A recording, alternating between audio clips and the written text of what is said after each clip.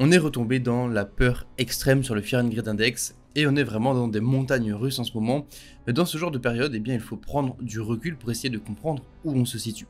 Donc si on prend ce qui s'est passé sur ce cycle, donc vous voyez ici j'ai le Bitcoin aux alentours de 15 000 $ jusqu'à aujourd'hui, eh bien qu'est-ce qui s'est passé? On a eu une période de peur extrême, donc évidemment après l'affaire FTX et en fin de bear market c'est difficile d'en être autrement. Ensuite on a eu un retour de la structure haussière, donc on a eu des prix qui commencent à remonter, là on a vraiment de la confiance et de l'avidité qui commence à revenir.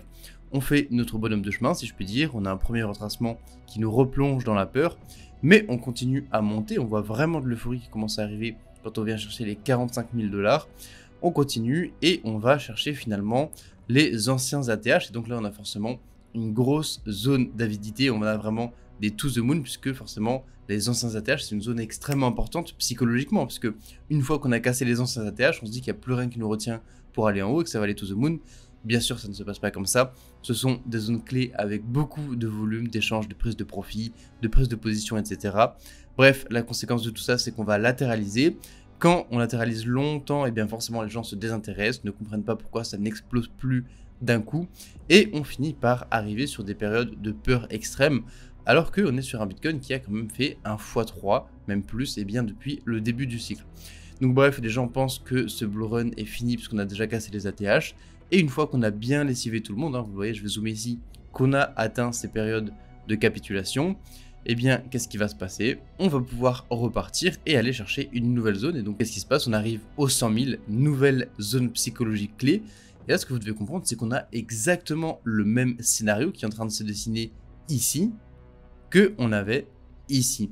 Donc on a une consolidation, on a des prises de profit, on a des prises de position sur une zone qui est clé, la zone des 100 000 $, c'est difficile de faire une zone plus psychologique, et donc forcément on a un retracement, on a une consolidation, une latéralisation, on a quelque chose qui se met en place, on atteint un Fear and Greed Index d'une valeur de 10 qui est une valeur extrêmement basse historiquement. Ici vous voyez qu'on n'est pas à jour sur la dernière valeur, mais on est sur un Fear and Greed à 15, donc vous voyez qu'on est sur une zone de grosse peur, de grosse panique, on ne va pas s'en extraire en une journée, il ne faut pas être trop pressé. Encore une fois, l'argent sur les marchés financiers, il va toujours de la main des personnes qui sont impatientes vers les mains des personnes qui sont patientes. Donc il faut prendre son temps, il faut éviter d'entrer avec un levier trop important si vous n'êtes pas un trader, et il faut continuer à développer ses compétences.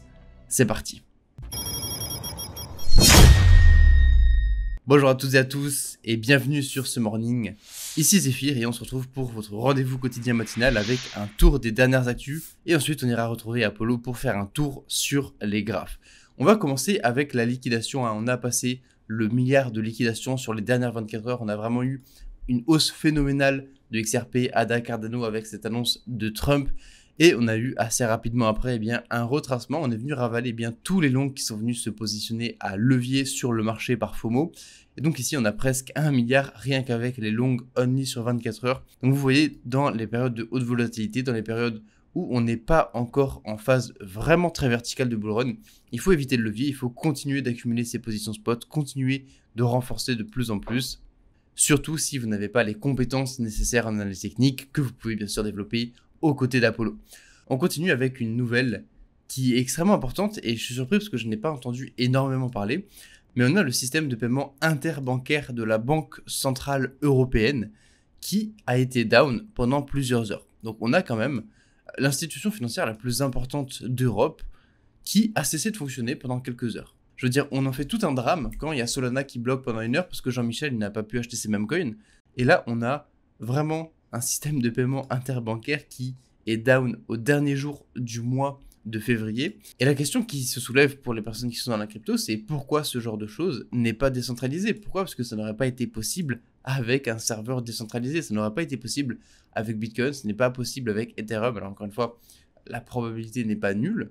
Et donc avec la blockchain, ça c'est probablement quelque chose qui ne serait pas arrivé. Alors encore une fois, on ne peut jamais être sûr à 100%, il y a déjà eu également des problèmes sur des blockchains, mais vous voyez qu'au début ils ont pensé que c'était un problème de database, donc un problème plutôt logiciel, plutôt structurel en termes d'information, mais en fait ce serait un problème avec vraiment de l'infrastructure, donc vraiment du physique, du matériel, et donc ça forcément c'est quelque chose qui n'arrive pas quand on est décentralisé. Et donc ça soulève la question de est-ce que la blockchain ne serait pas la meilleure solution pour le système financier traditionnel? Mais le problème c'est que très fortement si on fait apparaître la blockchain dans cette infrastructure, eh bien on va avoir besoin d'une CBDC, d'un dollar numérique, d'un euro numérique.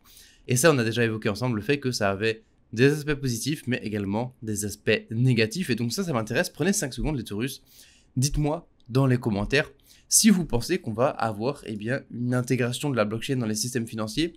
Mais honnêtement, comme ça, c'est quasiment une évidence selon moi, étant donné que c'est juste une technologie plus puissante et plus utile. Je pense que ce n'est pas une question de oui ou non. Je pense que c'est une question de temps. Et donc, ça m'amène à vous demander, est-ce que vous pensez que dans les 5 prochaines années, oui ou non, on aura une blockchain qui sera adoptée à l'échelle d'une institution financière comme une banque centrale? J'aurais tendance à penser que oui. Je suis curieux d'avoir votre avis, donc prenez 5 secondes et dites-le moi en commentaire. On continue avec Metaplanet qui continue d'acheter plus de Bitcoin. Encore une fois, là, on est vraiment sur une version plus petite de stratégie et une version japonaise surtout, mais on voit qu'on a les Bitcoin, on voit que ça reste un actif extrêmement solide, un actif institutionnalisé et un actif qui rentre dans les coffres de plusieurs grosses banques. Donc ça, forcément, ça crée une pression à la hausse lente et sur le long terme, mais c'est un excellent signe. On continue avec un rapport sur les investissements les plus récents des venture capitals. Donc les venture capitals, ce sont des capital risques, ce sont des gens qui sont payés pour prendre des risques avec des capitaux pour essayer de les faire fructifier. Et dans quoi ils investissent dans la crypto-monnaie? Eh bien, ils investissent dans les DePIN, ils investissent dans les RWA, ils investissent également dans les Layer 1, ils investissent également dans le gaming. Et donc quand on voit des personnes dans la communauté qui nous disent que le bull market est terminé, qu'on a déjà touché les 100K, qu'on a déjà pris les anciens ETH, encore une fois, vous voyez que les acteurs qui ont les meilleures informations, parce qu'ici on est quand même sur un niveau institutionnel en termes de qualité et de quantité d'informations, encore une fois, ce sont des personnes qui sont du bon côté de cette asymétrie de l'information qui règne sur les marchés, eh bien, les personnes qui ont le plus d'infos, elles continuent d'investir, elles continuent de prendre des risques sur des capitaux. Et donc, qu'est-ce qu'il faut en comprendre? Il faut en comprendre que, en général, quand vous écoutez autour de vous les personnes qui vous disent que le bull market est fini, ce ne sont pas des ventures capital, ce ne sont pas des personnes qui sont à la tête d'exchange, ce ne sont pas des personnes qui sont à la tête d'institutions financières, ce ne sont pas des personnes qui ont des informations de haute qualité. Ce sont des personnes, lambda, qui sont essentiellement régies par leurs émotions, qui ne connaissent pas profondément les fondamentaux des projets et qui n'ont pas une approche professionnalisée du marché crypto. Et donc, si vous voulez avoir les bonnes infos, si vous voulez avoir un comportement professionnel, tout simplement, il faut suivre les professionnels. Donc ça, bien sûr, ça nous amène à nous poser la question de sur quels projets sont les plus prometteurs parmi les DePIN, parmi les RWA, parmi le gaming. Et pour ça, je vous invite à vous rendre sur le canal Telegram en description. On apporte régulièrement des informations sur les projets crypto qui nous semblent les plus prometteurs. Alors bien sûr, on ne vous montre pas tout sur Telegram, mais vous avez déjà énormément de valeur à aller chercher, d'autant que c'est gratuit, donc si ça vous intéresse, c'est le premier lien en description. Je vous laisse avec ça. On continue avec un brin sur la législation. On a la SEC qui a abandonné sa poursuite contre Kraken, donc voilà, on a la SEC qui laisse tomber de plus en plus de cas sur les derniers jours. Depuis l'investiture de Trump, il y a beaucoup de choses qui ont changé sur la régulation en crypto, et on voit que ici, on a un nouveau cas qui a été arrêté par la SEC, donc ça c'est une excellente chose, on va dans la bonne direction. On arrête vraiment cette politique de tirer à balles réelles sur tous les projets qui font de la crypto. On a fini l'ère de Gensler. On va pouvoir commencer un vrai cycle d'adoption. Et on va terminer avec l'absent du jour, Michael Saylor, qui ne nous a pas annoncé de rachat de Bitcoin hier. Voilà. On a que tout simplement last week, donc la semaine dernière, Strategy n'a pas racheté de Bitcoin, mais n'a pas non plus vendu de shares, donc d'actions. Et donc ce qui est intéressant, c'est de voir qu'ils sont actuellement à 499 000 Bitcoin. Donc voilà, c'est à peu près 31 milliards de dépenses, c'est-à-dire 66 000 $ de moyenne par Bitcoin. Donc voilà, on a vraiment quelque chose de conséquent. On a un acteur qui détient plus de 2% de la supply de Bitcoin. Ils seront bientôt à 500 000. C'est vraiment, on ne se rend pas compte à quel point ils sont en train de prendre une place titanesque dans la finance de demain. Mais voilà, c'est Saylor, c'est Strategy, c'est vraiment l'acteur le plus important aujourd'hui probablement dans le monde des crypto-monnaies, peut-être même sur un piédestal avec BlackRock. Voilà pour ce tour des actualités, c'était Zephyr, et on se retrouve tout de suite avec Apollo pour faire un point sur l'analyse technique. Bonjour les Taurus, ici Apollo pour le point technique de votre morning comme d'habitude sur Bitcoin, Ethereum et les alts. On se retrouve ce matin avec un Bitcoin à 86 000, donc de retour à nouveau sous les 90 000. Si on descend sur du journalier, on va avoir plus de détails sur ce qui s'est passé dans les derniers jours. On a eu cette chute du marché, on est venu chercher tous ces niveaux de liquidité, on est revenu dans notre zone clé dont on parlait depuis un moment, cette fair value gap au niveau des 80 000 eh bien on est revenu sur les 50% de cette zone. Alors cette zone, elle correspond également au gap qui était resté ouvert sur les contrats futurs des CME.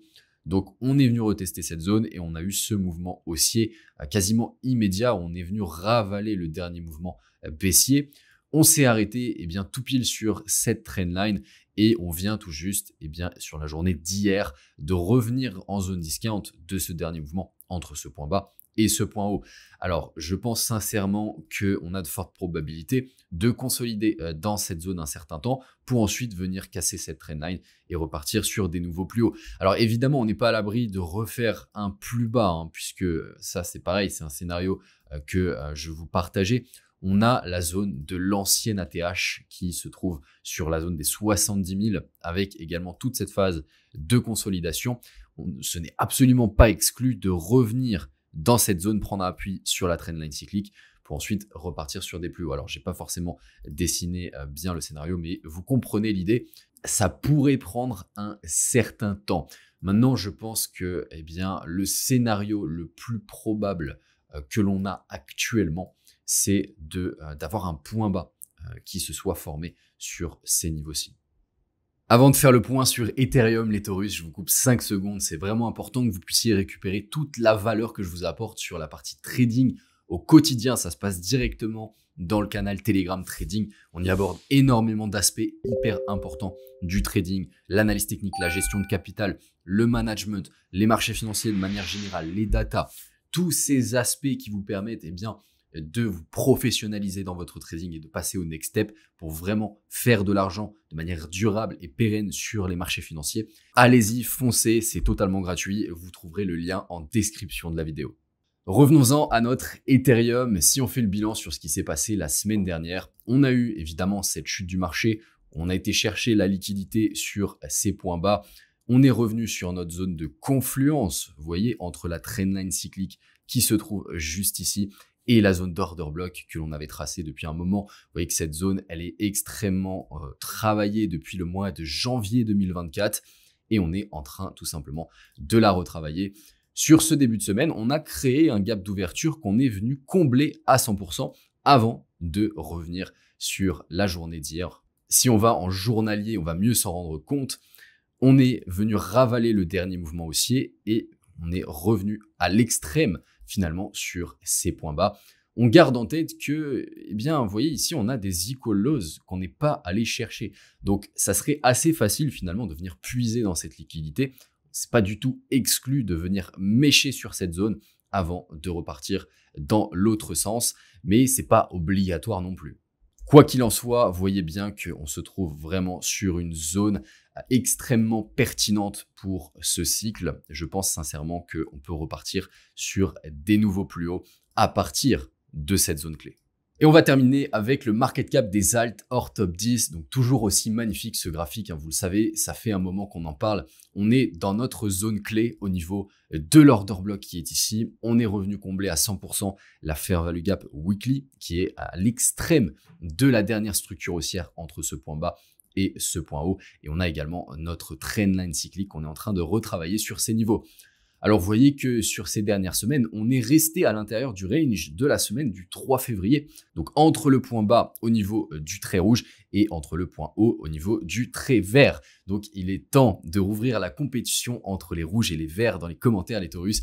Si vous pensez que l'on va aller chercher en premier le trait rouge, dites-moi rouge dans les commentaires. Et si vous pensez à l'inverse qu'on va aller chercher le trait vert, dites-moi vert dans les commentaires. Personnellement, je pense qu'il y a toujours un scénario où on viendrait puiser à nouveau dans cette liquidité, puisque vous voyez, on a laissé des relatives equal lows sur ces niveaux. Donc, ça serait assez simple de revenir plus bas dans notre zone clé, surtout qu'on n'est toujours pas revenu au niveau des 50%, la zone pointillée qui est ici. Maintenant, encore une fois, ce n'est pas non plus obligatoire et on a la trendline qui pourrait tout à fait tenir pour ensuite repartir sur des plus hauts. Et évidemment, ça va dépendre des mouvements sur notamment Bitcoin et Ethereum. Les Taurus, on a terminé pour ce matin. Laissez-nous un like à la vidéo si vous êtes encore là. Et je vous donne rendez-vous dans les prochaines vidéos et sur Telegram pour encore plus de valeur. Sur ce, je vous souhaite une magnifique journée. C'était Apollo. Ciao, ciao.